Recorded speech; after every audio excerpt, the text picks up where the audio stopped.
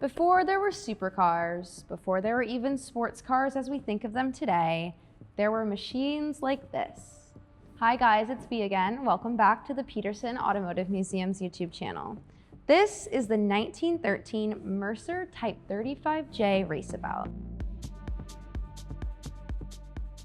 In the early 1910s, the automotive industry was still defining itself. Many cars were tall, heavy, and designed primarily for comfort. Mercer took a different approach.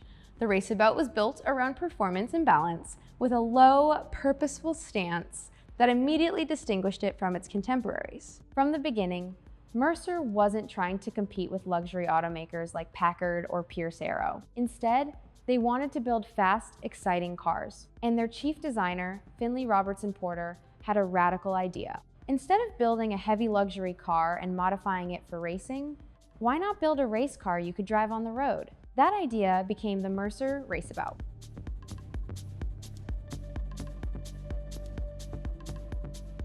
When new, the Mercer Raceabout cost about $2,500, a substantial sum in 1913. It was not an ordinary automobile, it was a premium performance machine designed for drivers who valued engineering and capability.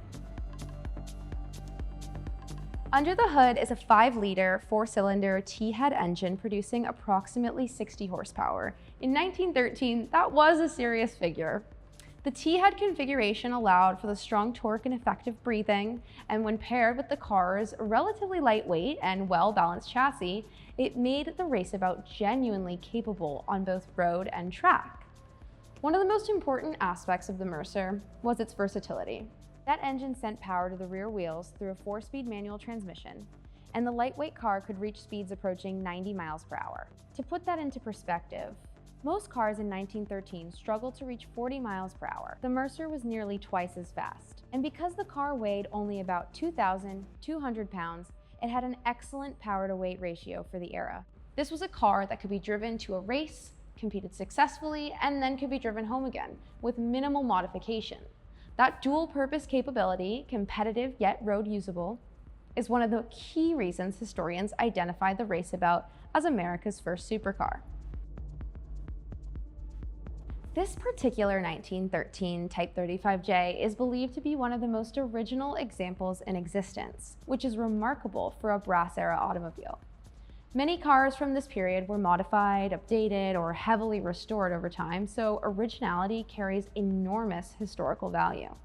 It was delivered new by the Whitting Motor Company in New York to Mr. and Mrs. John F. Gray, and it remained in their family for more than 30 years. Then in 1914, the Grays shipped the Raceabout to the West Coast, where it was driven in and around Del Mar, California. Eventually, it was retired from regular use, and in a telling moment of history, its tires were donated to the war effort. In 1943, the Mercer was sold to collector Herbert Royston, who preserved it until the mid-1970s, and it was then purchased by Phil Hill, the American Formula One champion and noted automotive historian. Hill's stewardship adds another meaningful chapter to the car's life, connecting one of America's earliest sports cars with one of the most accomplished racing drivers. Today, the Type 35J ranks among the most sought-after brass-era cars in the world. More than a century later, it still represents a moment when American manufacturers began to embrace the idea that driving could be dynamic, competitive, and deeply engaging.